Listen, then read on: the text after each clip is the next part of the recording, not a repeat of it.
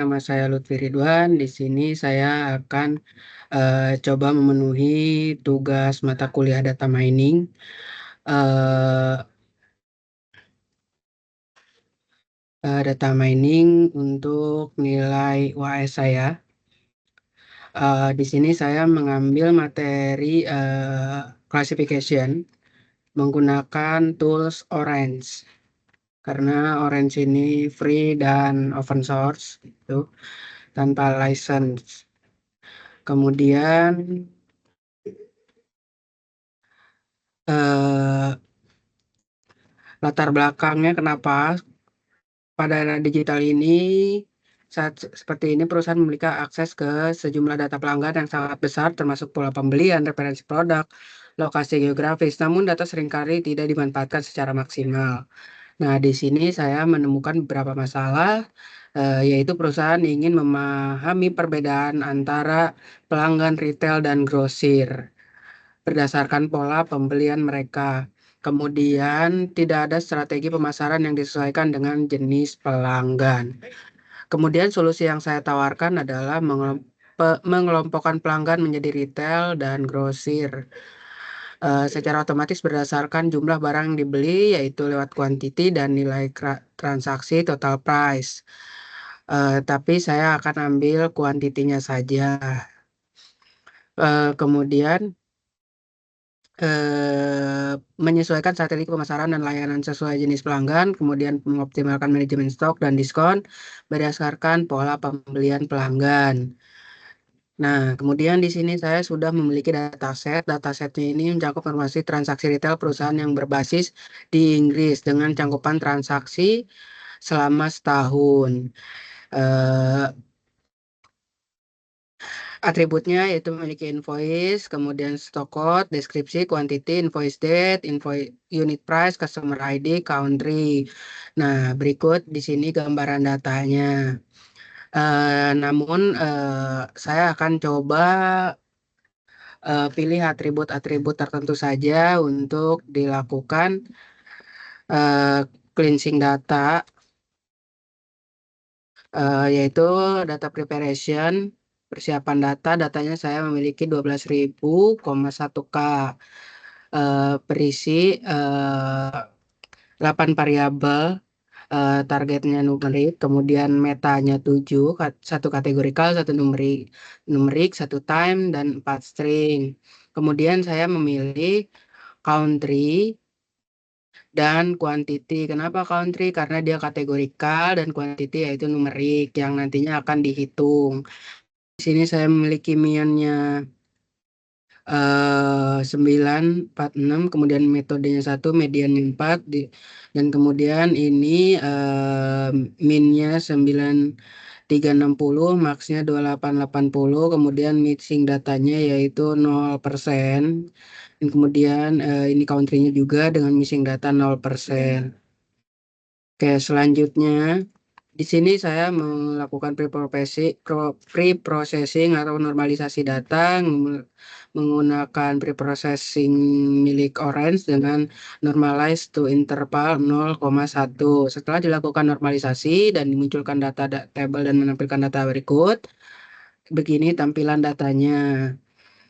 Terdapat country dan quantity 077 sekian dan seterusnya. Kemudian jika kita tampilkan berdasarkan scatter plot, di sini akan menampilkan x-axisnya yaitu country yang kategorikal di sini, kemudian y-axisnya atau quantity di sini ke atas. Dan berikut ada simbol negaranya di sini. Setelah divisualisasikan, kita yakin dengan data ini. Kemudian saya simpan berikut gambaran pre-processing datanya. Dari mulai file, kemudian saya cek fitur statistiknya, kemudian saya pilih row, matching data, select row, kemudian saya cek lagi fitur statistiknya, kemudian saya show di data tabel, kemudian setelah ini saya cek dulu scatter plotnya, takutnya ada data yang pemeriksaan data kembali, kemudian Di sini saya lakukan pre-processing, kemudian saya pilih raw-nya, kemudian saya cek menggunakan block plot dan scatter plot untuk lebih yakin lagi terhadap data yang saya miliki, karena pre-processing data ini sangat penting sekali untuk melakukan permodelan agar terhindar dari ketidakakuratan data yang kita akan prediksi selanjutnya. Oke, selanjutnya result-nya kan tadi seperti ini, result proses data, gambarannya seperti ini sebelah kiri, kemudian persiapan data prediksinya, saya kategorikan label 1 yaitu grosir dan 0 itu retail. Kemudian threshold-nya atau garis batasnya itu di sini, yang mana threshold ini dapat hasil dari data yang kita dapat tadi. Sorry, dari batas dari nilai dari scatter plot dan block dan box plotnya. Kemudian selanjutnya kita modeling, kita prediksi import data yang sudah melalui proses normalisasi dan clustering. Datanya kurang lebih seperti ini yang tadi saya tampilkan. Kemudian saya import CSV-nya ke sini, kemudian saya select kolom, kemudian pakai data sampler. Untuk nantinya saya lakukan test and score datanya dan saya sambungkan lagi ke modelnya yaitu random forest, kemudian saya sambungkan lagi ke test and score-nya untuk melalui pemeriksaan, dan kemudian datanya akan dilakukan prediksi, kemudian setelah diprediksi datanya ditampilkan di data table, dan kemudian hasil test and score-nya ditampilkan di confusion matrix untuk memeriksa data kita prediksinya sudah benar atau belum. Nah, di sini saya coba cek labelnya terdapat 1, 0, 1, 0, 1, 0, di mana 1 ini adalah grosir, 0 ini adalah retail. Kemudian ini random forest yang 0, 1, voltnya ini 1, 1, 1. Kemudian berikut kuantitinya. Ini adalah hasil prediksi yang saya dapat. Kemudian hasil prediksi itu kan ini benar belum sih? Nah, makanya tadi saya lakukan test and score, dan hasilnya test and score itu memiliki hasil evaluasinya, yaitu di sini terdapat model random process memberikan hasil sempurna, akurasi 100%.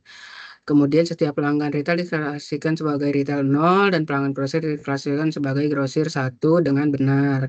Tidak ada pelanggan grosir yang salah diklasifikasikan sebagai retail dan sebaliknya. Model tidak mengalami bias atau mampu mengklasifikasi semua jenis pelanggan dengan baik. Oke, kemudian untuk deployment-nya ini saya menerapkan model random forest untuk mengklasifikasikan pelanggan retail versus grosir. Kemudian membantu bisnis dalam segmentasi pelanggan berdasarkan pola pembelian. Model memiliki akurasi 100% yang menunjukkan prediksi sempurna, tidak ada kesalahan dan klasifikasi pelanggan. Kemudian model random forest berhasil diklasifikasikan sebagai pelanggan dengan akurasi 100%. Model dapat digunakan untuk segmentasi pelanggan berdasarkan pola pembelian. Tidak ada kesalahan prediksi, namun perlu diuji lebih lanjut dataset baru untuk menghindari overfitting. Berikut adalah kesimpulan yang saya dapat ambil. Oke, selanjutnya sekilas tentang tugas kelompok. Saya akan menjelaskan singkat saja.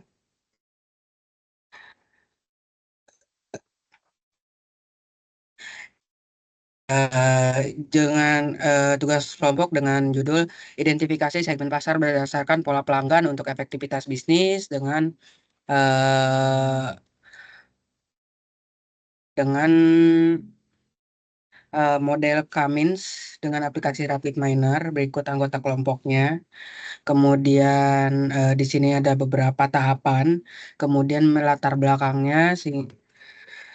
belakangnya itu karena tantangan dalam memahami data yang kompleks, banyak jumlah data dapat dataset menyulitkan perusahaan untuk memahami pola perilaku secara manual, kebutuhan segmentasi pasar yang efektif, peran data mining dalam mengatasi kendala, kemudian 4, manfaat segmentasi pasar bagi bisnis. Oke, kemudian latar belakangnya penelitian menggunakan data penelitian dari situs UC Machine Learning Repository, yang mana ini sebuah perusahaan dari Inggris selama periode tertentu. Kemudian pemahaman bisnisnya yaitu konteks dalam bisnis retail, pola pembelian pelanggan adalah kunci untuk meningkatkan efektivitas pemasaran dan kepuasan pelanggan. Oke, kemudian masalahnya perusahaan tidak memiliki segmentasi pasar yang jelas untuk pelanggan mereka. Kemudian tujuannya memahami permasalahan bisnis yang ingin diselesaikan yaitu segmentasi pelanggan untuk meningkatkan efektivitas strategi pemasaran dan pengelolaan bisnis. Kemudian pemahaman data, di sini terdapat penjelasan datasetnya. Kemudian di sini juga kita memiliki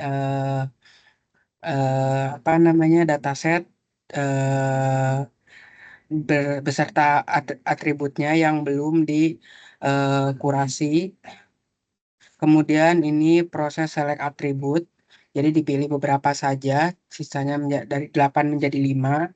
Kemudian kita lakukan proses replace missing value dengan mengisi nilai kosong dengan strategi tertentu. Seperti ditambahkan rata-rata, quantity, unit price, gunakan opsi numerik, value type numerik, atribut numerik proses adalah quantity, unit price karena hanya tipe ini yang relevan. Kemudian yaitu normalisasi data. Tahap ini merupakan normalisasi data untuk memastikan akurasi pada model yang digunakan. Oke, kemudian pengelompokan atau clustering berikut penerapan pengelompokan data berikut adalah hasil clusteringnya. Kemudian permodelan data. Tujuan utama dari tahap ini adalah menciptakan model yang mampu memberikan wawasan atau hasil sesuai dengan analisis yang telah ditentukan. Kemudian hasilnya dataset dikelompokkan dalam 5 klaster berdasarkan pola persamaan tertentu dalam fitur yang dianalisis. Kemudian permodelan data penelitian algoritma clustering memiliki karenakan kemampuan untuk membagi data ke dalam kelompok berdasarkan kesamaan fitur sehingga menghasilkan klaster yang jelas dan terdefinisi kemudian proses dalam rapid miner. Oke, selanjutnya evaluasi yaitu validitas klaster. Valid membantu memastikan bahwa pelanggan segmen pelanggan tidak terjadi secara acak dan hasilnya dapat dipertanggungjawabkan. Berikut adalah gambaran hasil evaluasinya. Kemudian deployment-nya dalam segmentasi pasar yaitu penerapan hasil clustering dalam strategi bisnis, kemudian aplikasi untuk pemasaran digital dan kampanye iklan. Kemudian deployment kesimpulannya hasil clustering menyediakan dasar yang akurat untuk mengambil keputusan basis data. Kemudian penerapan praktis dan fleksibilitas. Clustering ini memberikan fleksibilitas untuk mengembang dan beradaptasi dengan perubahan dalam pola perilaku pelanggan atau tren.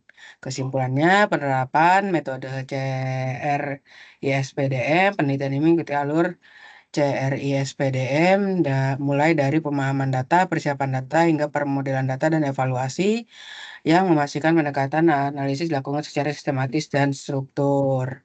Kesimpulannya, manfaat clustering, hasil clustering memberikan wawasan penting untuk pengambilan keputusan seperti segmentasi pelanggan, pengelompokan produk, atau identifikasi pola penjualan. Sekian dan terima kasih. Berikut adalah rangkuman tugas kelompok yang sebelumnya sudah dijelaskan bersama teman-teman satu kelompok lainnya. Sekian dan terima kasih.